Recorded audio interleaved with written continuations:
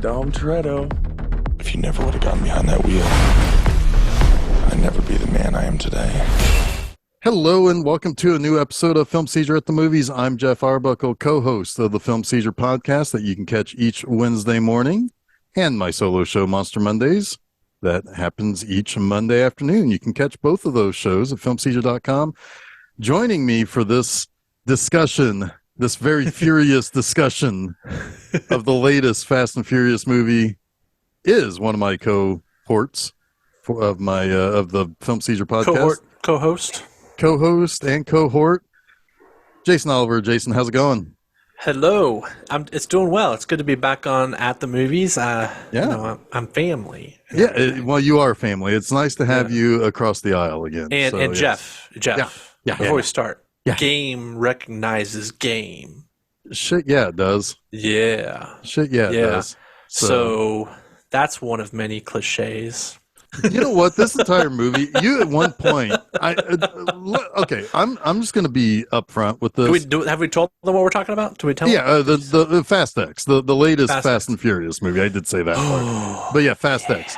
I'm just going to be, like I told you before we watched it, that I had already adjusted my expectations. Yeah, sure. I can't rate this against, I'm not even going to be able to rate this against the Mission Impossible movie that's coming out, which is another stunt, spectacular that's coming out in a couple of months.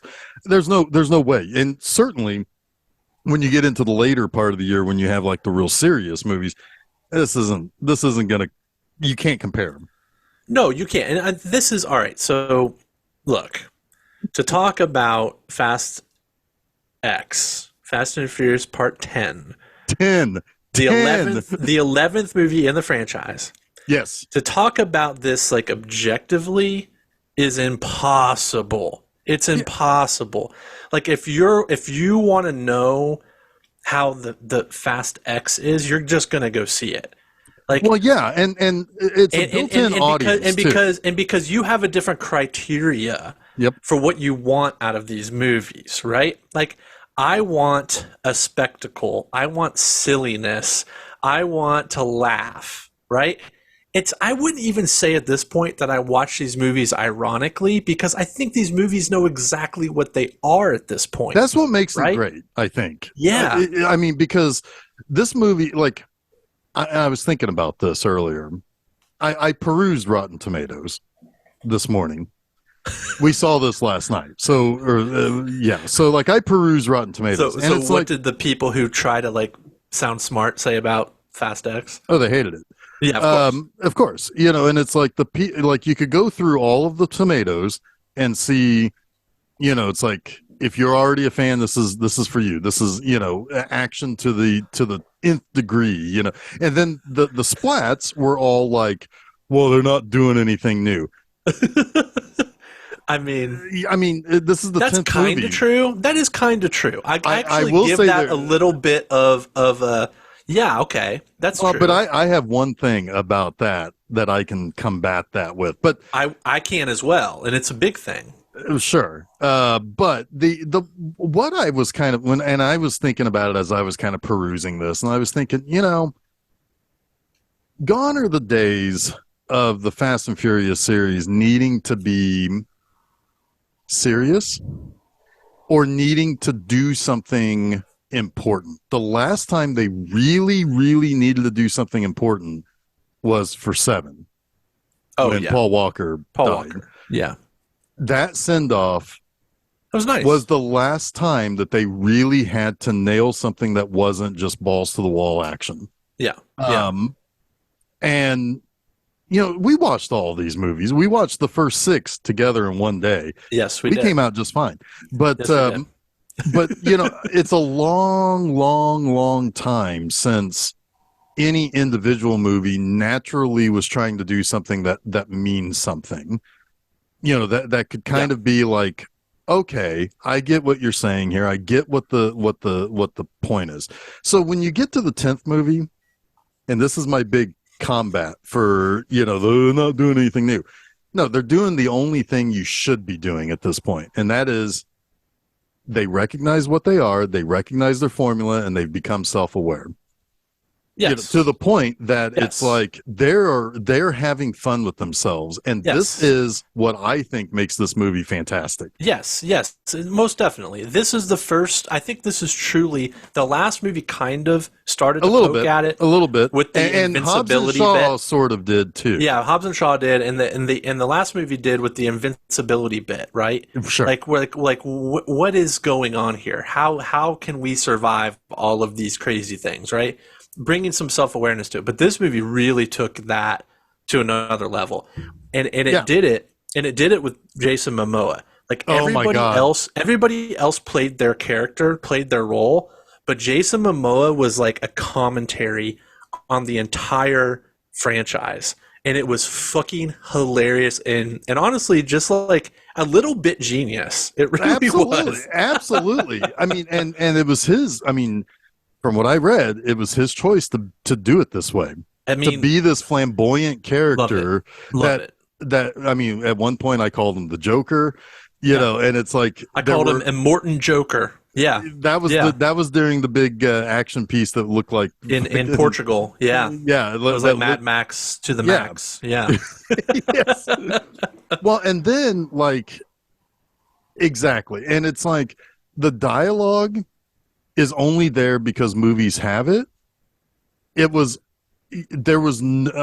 any dialogue scenes were almost self-aware to the point where it's like, you idiots don't give a shit about this. Right. We just have to bridge the two action scenes because we got to save a little bit of scratch. We got to actually make a movie. Yeah. Right. Yeah. I mean, that's and exactly the performances are bonkers too. Like it is so melodramatic and so it's so melodramatic. Like almost everything everyone says in this movie is just it was written by a cliche bot. Other than Momoa, like it really does feel like Justin Lin and his writing partner were like they were actually having fun when they were writing Momoa's lines. But I want to know how much he actually maybe even improv, because a lot of it feels very natural. It's so like very loose. Yeah, very loose. Yeah, like this is a part that this is almost. It's felt so loose that it almost came off as Momoa always plays this type of character. Right. And that's the funny thing is I was trying to think about like what I've seen him in that I've liked, and it's not a lot. It's this. Not a lot. I know this is number one but on my list. But I sure shit liked him in this. Yes. And I was kind of surprised by it. And Susan was like, well, I wasn't actually surprised because she's like seen him interact with fans and stuff. Sure. And how he's kind of like a really funny guy in real life. Well, and he's like a big just teddy decided bear. to bring a lot of his own persona, like his actual like goofy persona, into this movie. Well, and you know who else does that in this movie? John Cena. Oh yeah. Like I mean, he's a whole different character. He completely sheds like tough guy, little brother in the shadow of Dom character in this from the last movie, and he becomes like this amalgam of that in the Peacemaker. Yes, and he's really fun. Yeah. He's very that's like the whole movie. It was nice knowing that I'm gonna get like at any certain point in time, I probably have about a 20% chance to 30% chance of getting either John Cena or Jason Momoa. Right, because and the whole movie, and this is really, I think, kind of smart about this movie too. It is a movie in a cycle, right? Yeah. Like it's, you know, you have a scene where somebody says something about family and cookouts and Corona. You have I forgot we didn't cheers to start the episode with the the clink of the Corona. Oh my god, I didn't have a Corona. I'm eating a tuna fish no crust as we discuss this. So it's like melodramatic dialogue scene followed by action scene followed by some sort of a twist. Yeah. Followed by and then it starts the whole cycle over again, right? And now, it's almost like refuses to break that. Like, to the very last second of this movie, it refuses to break that cycle. Yes. To the point where it's like it actually pays off nicely with some of the surprises we get in the closing minutes. It does. Some legitimate criticisms. I think that there are characters at this point that maybe are expendable. That we don't need to spend as much time with. Fair enough. I was like trying to think. The family has gotten a little too big. Because there are moments where we're peeking in on characters that I'm just like, I don't really give a shit anymore. Yeah, they're not giving you enough to do. You're there because you're who you are, and we have to give you something to You're do. talking about Mia, right? No, actually, she was fine. Well, that Jordana Brewster. Yeah, I'm talking about Tyrese, Ludacris. And what's her name? Hacker Lady and Han.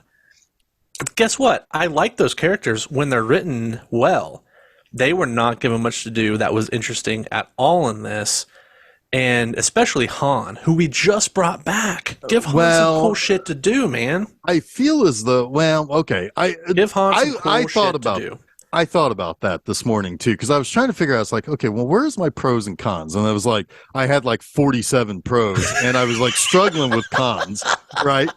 Yeah. And I was like, so I started breaking apart this movie because, something else I was thinking about too. It's like somebody went and saw Infinity War and took all the notes. Yeah. Because these are characters that are in disparate places.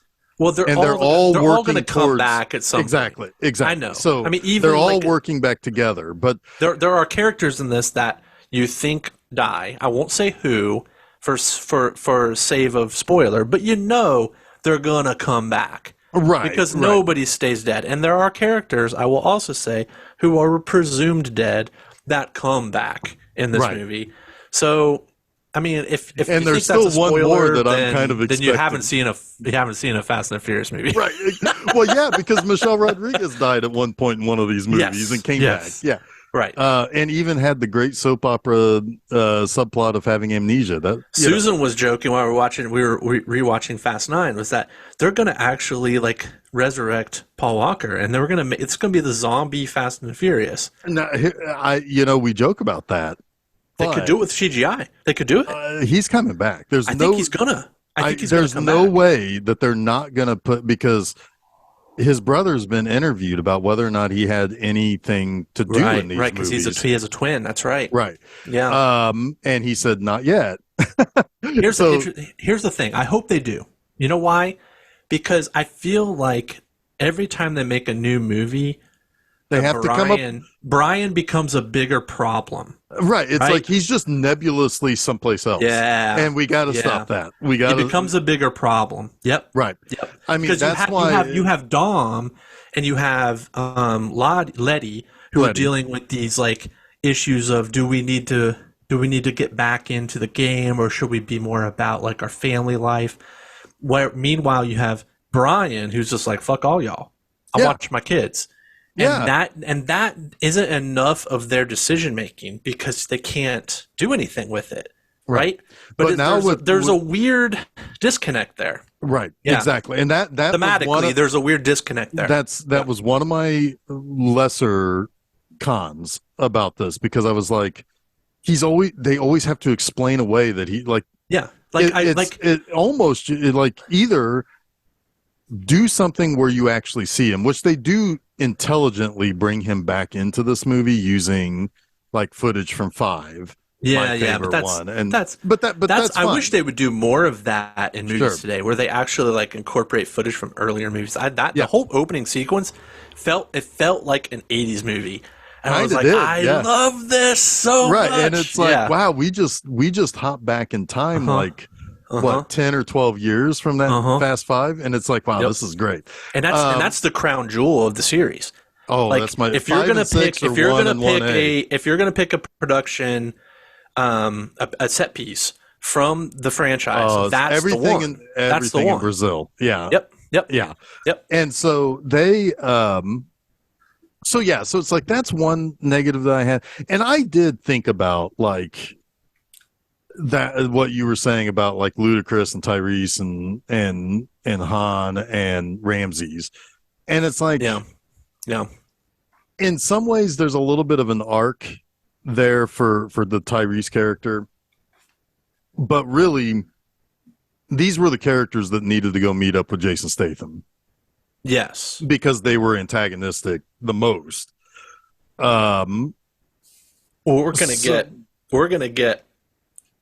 I'm sure Fast 11 is gonna have a whole sequence, probably multiple sequences dedicated to Statham. Oh, absolutely. Because we don't know. I mean, he had to go off and do a thing.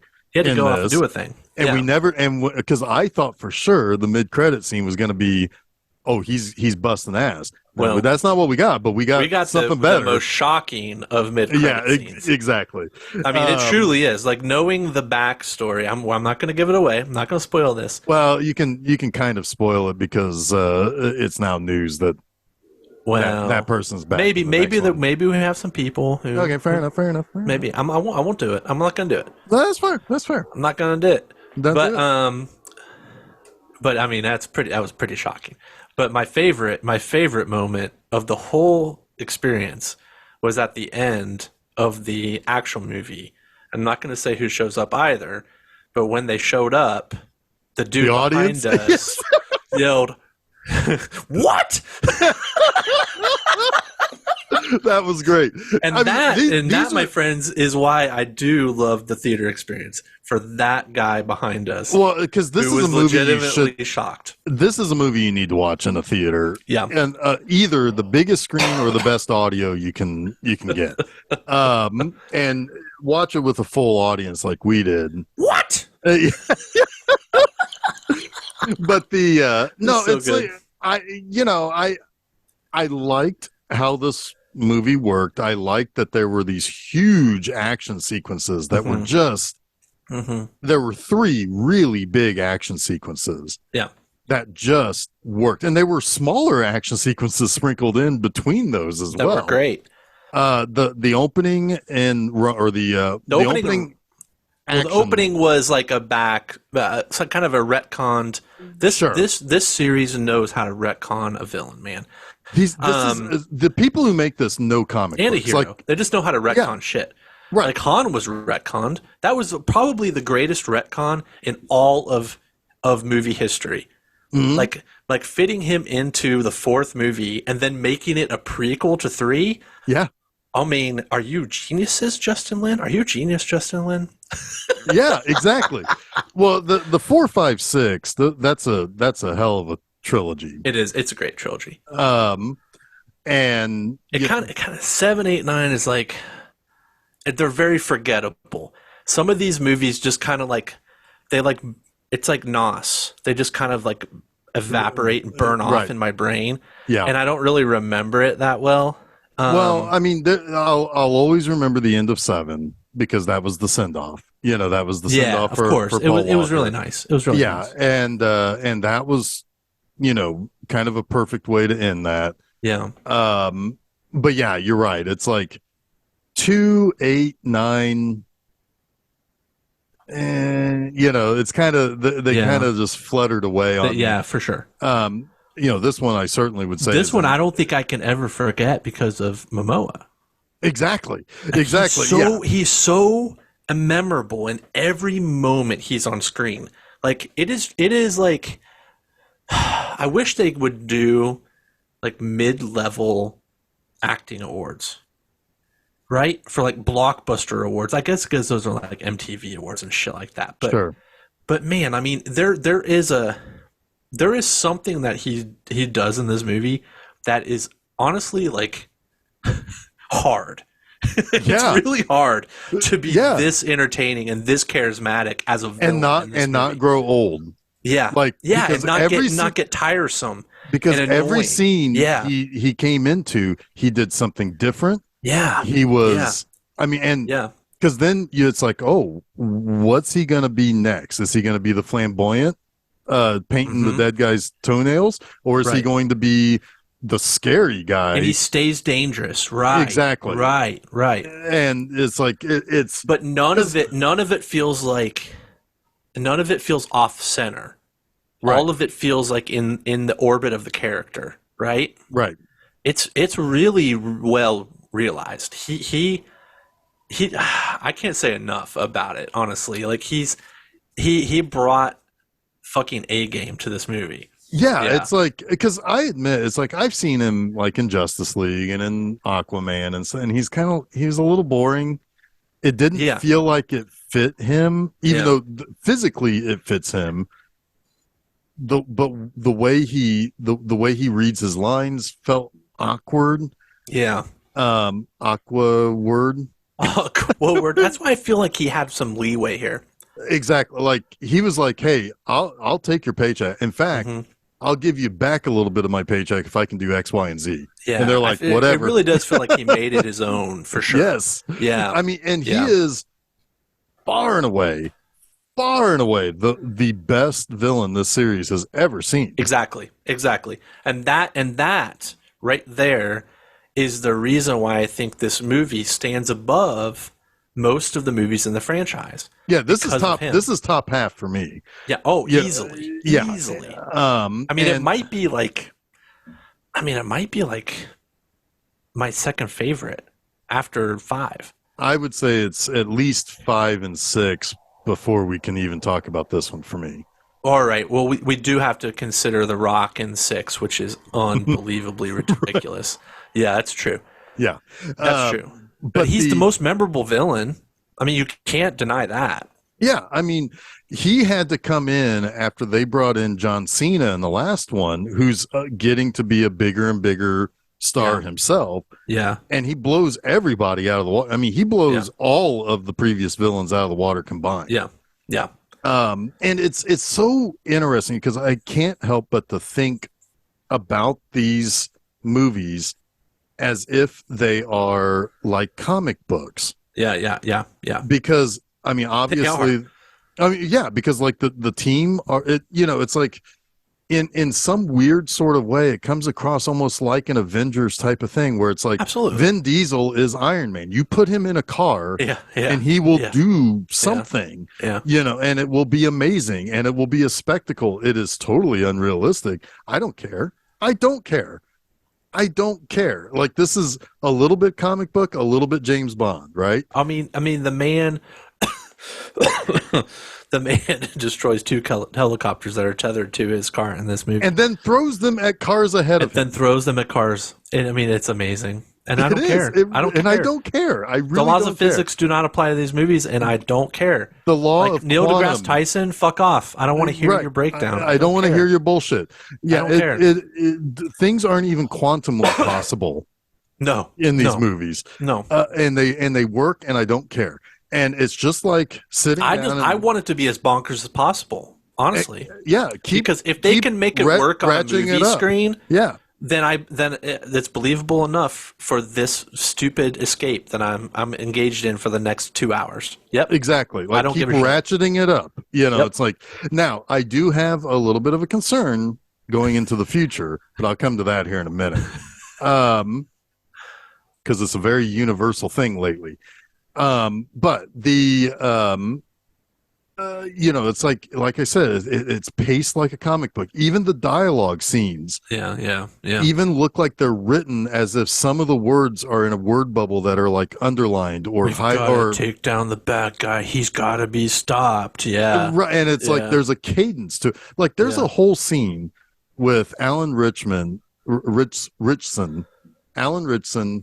plays this Ames character, and Brie Larson, and the camera's circling around them, and that's so bad, but every line that they say is so punctuated in a way where it's like, oh my God, this is so stuffy. It is so ridiculous that it felt like it was just in word balloons in a comic book.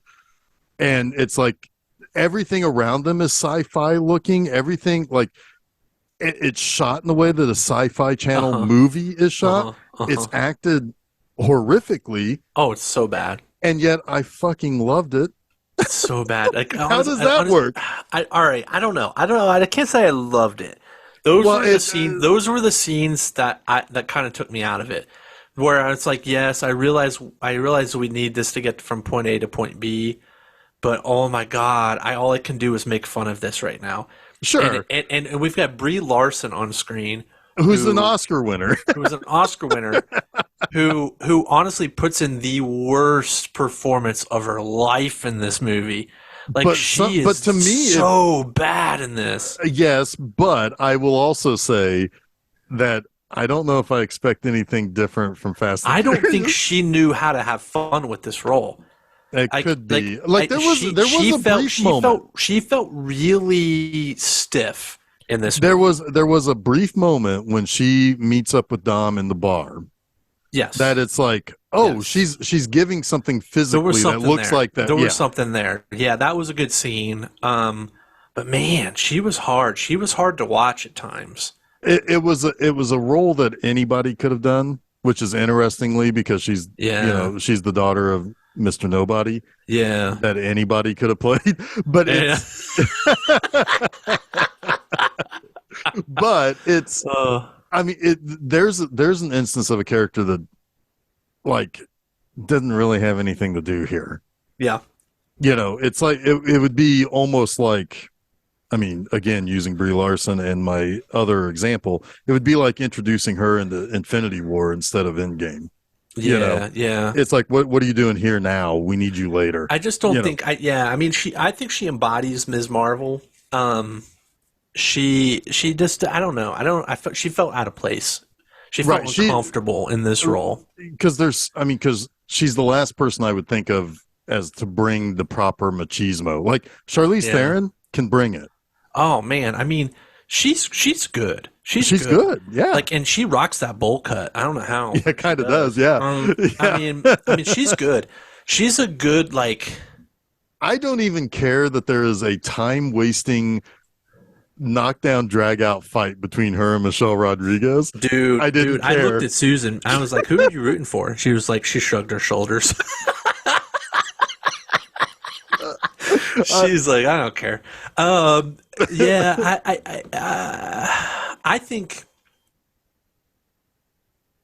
I like her character. I like Charlize's character. Cypher.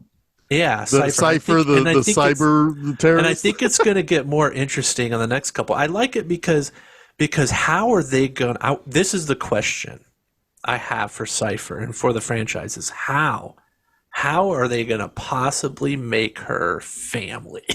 Because she's either got to die or she's going to be family. Because she shot Dom's lady, his baby mama, in the head.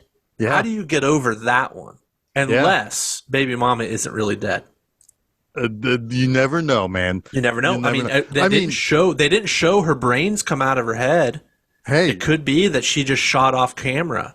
Because if a certain character that I won't be named is alive, who looked like they died a fiery death, maybe Brazilian cop is alive too. Yeah, but I mean, we all saw how Alec Trevelyan was quote unquote shot at the beginning of Goldeneye. That's true.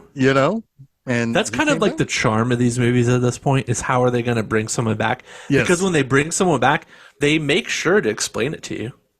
They make sure to explain it to you. Oh, we're going when Han came back, they made sure to explain it to you. I know. And I love that. It's like, fuck it, I don't care.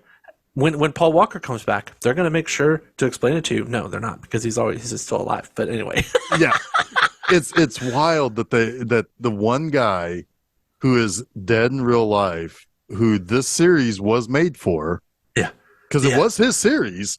Yeah. He's in one movie. Spectre. He's the Spectre of the series. Yeah. Exactly. And now he's the one that needs to be back, and they kind of they're going to have to do something. You got to do something. They got to do it. I think they got to do it. I think so too. They have to. I think they have to. We have 2 more movies to figure it out. I think they're going to. This movie, by the way, had a budget of $350 million.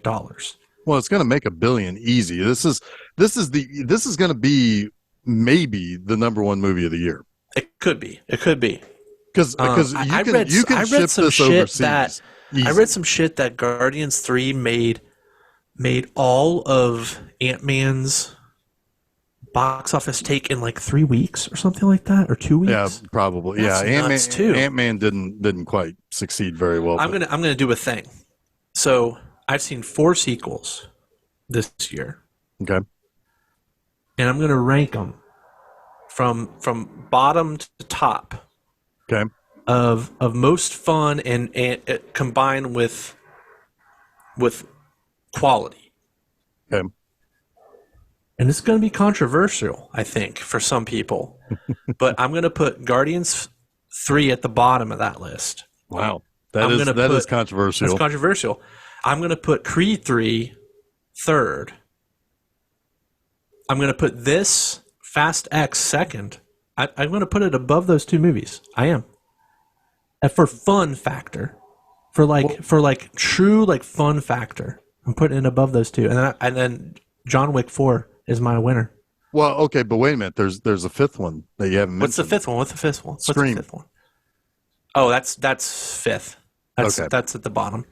For sure. I'm excited to see where Mission Impossible goes because I'm a big fan of those movies. Yeah, big fan. Yep.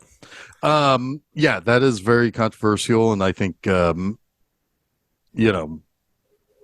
Guardians fine. just wasn't that much fun for me. Wow. I loved the production design. I loved the weird of that movie. I do. That's what I loved about Guardians 2. The weird.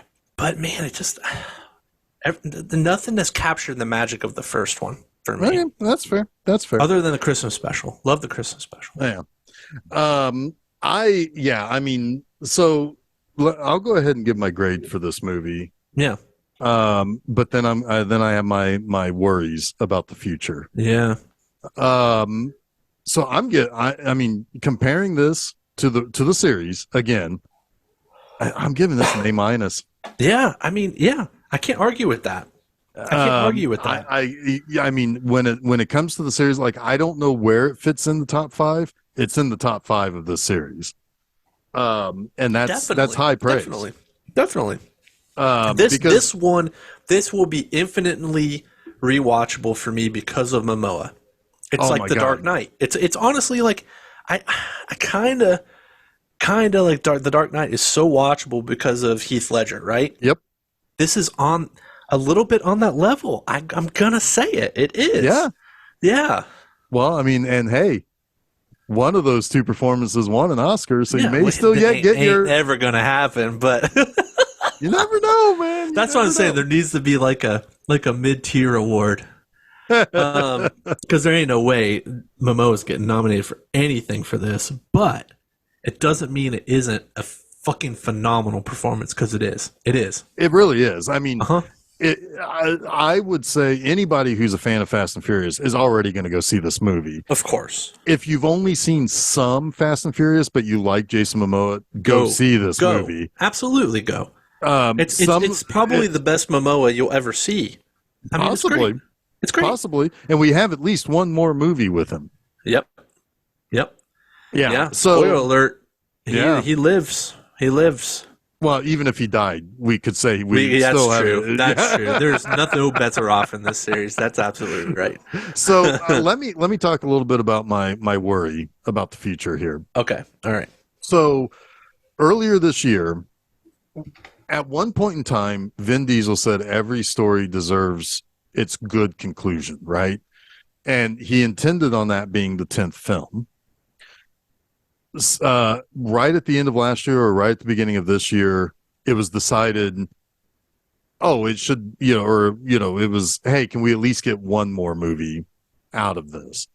So there may have been some last second, at some point along the way, it was announced about 6 months ago that it was going to be a 2-part thing. And then Universal came back and said, make it 3. After this first one was done. So is this going to be like the bullshit Halloween quote unquote trilogy where it's stretched too far out and it was only designed to be a part? Because this one ends with an Act 2 downer of they have to do this again now. It definitely feels like this was the first of two movies, Right. right? Yep. I don't know about the Halloween. Well, it's just I feel like because Halloween, because I think that was like, all right, if the first one does well, we're making a trilogy. I think that was always the plan. That was the deal, but the plan was just to make Halloween and Halloween Ends, call it whatever Halloween Ends was. Maybe. But then that? Universal said, you made too much money. You gotta put one in between. Well, the one in between was easily the worst of the bunch. Yeah, it was so it's possible. It's possible. I have hope that with Momoa in it, I do think that there is a risk that he could be too much of a good thing. He does feel a little bit like a one movie villain. Yeah. Right. I don't know what he can bring to a whole nother movie that's going to keep it fresh. Right. That's a big challenge for him, I think, unless they kill him early. They could. Now, because there is a larger, longer-reaching villain that is in this movie too. Well, we don't even know what the hell this fucking agency is. Like, to me, it's just what Mr. Nobody did. But to me, like, that whole thing needs to come down, right? Exactly. That's exactly right. I mean, to me, like, that the agency is the enemy at this point. That's where they're borrowing a little bit from the Mission Impossible series. Yeah, right? for sure. Mission Impossible every formula. Mission Impossible movie is like he's a rogue agent. It's like, oh my god, it gets tiresome. It's like, just get me to the next stunt. But it's like dropping the Avengers, where they're all James Bond, into a Mission Impossible scenario in this situation. Right. Yeah. But I feel that. I mean, I just worry when they want to stretch things out like that, and they'll figure it out. I mean, these movies are a stretch anyway, right? It's unfortunate we got to wait 2 years. Oh my god. Yeah. Oh my god. Well, how long was the wait since 10 or since 9? Well, but it wasn't it wasn't a cliffhanger. Yeah, true. But I mean, I don't know. That the cliffhanger doesn't bother me. It's not like Luke, I'm your father or anything, you know. I mean, Little B, I'm your father. I mean, I'm not that worried about the cliffhanger because guess what? I know everybody lives. Okay, fair enough. Fair enough. Yeah. So no, I mean, this was a blast. I mean, it fun. Really was, and it's fun. It is exactly. That's what this time of year is all about, right? That's why we're going to talk about summer movies here in a couple of weeks on the show. Yes, we are. Because this is what it's all about.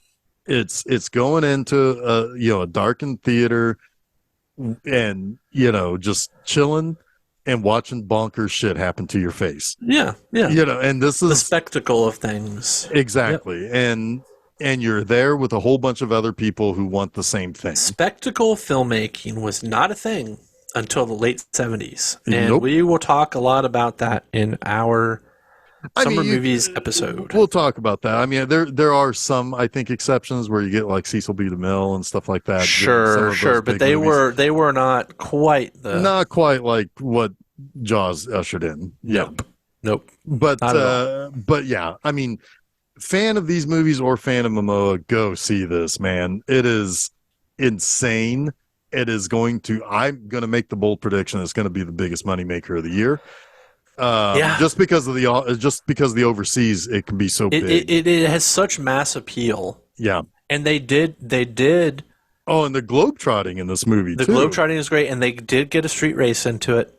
Oh my God! It felt like the first movie all over again. It's like, it's a good one. It's a real good one. It's a really good street race, and it's fucking tense too. And there's some callback characters. Like it is good. It's good. It's good, man.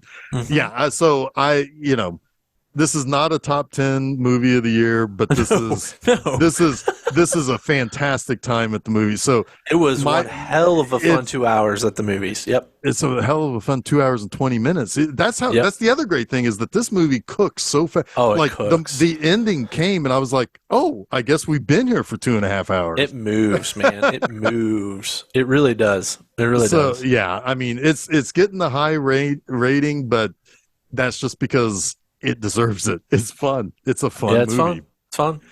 So Fuck anyway, the haters. Fast X. go get yourself, go slam a nos. Yeah. Race over to the movie theater. Yeah. And just don't hurt anybody. But yes. Don't hurt anybody. Don't hurt anybody. No, be responsible. And Drive think of them as your family. Yeah. And ish. No way, man. Ish. No, I mean, 5 or 10 above. It's fine. 5 or 10 100.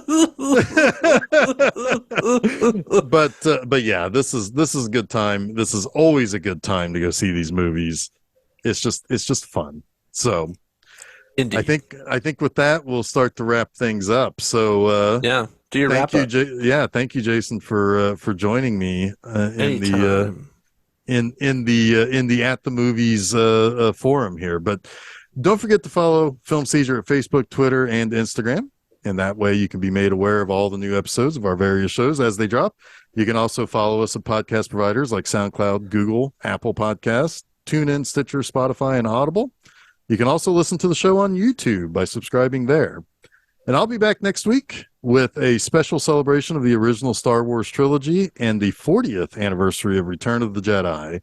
So until then, don't forget to save me the aisle seat. I knew you would come for me. I'm Dante. Enchante. So how about we all just start shooting each other? That's what I came here for. Time to end this.